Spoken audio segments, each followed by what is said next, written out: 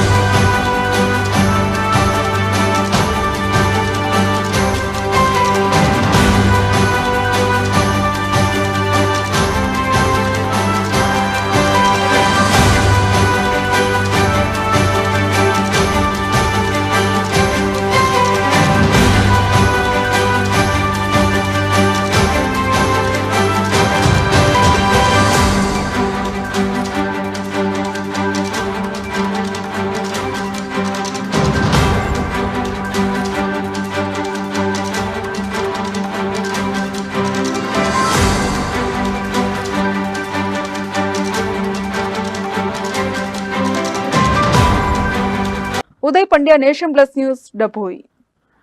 સમાચારોના સતત અપડેટ માટે નેશન પ્લસ ન્યૂઝના યુટ્યુબ ચેનલને સબસ્ક્રાઇબ કરો, બેલ આઇકન દબાવો અને ફોલો કરો ઇન્સ્ટાગ્રામ, ફેસબુક અને ટ્વિટર પર.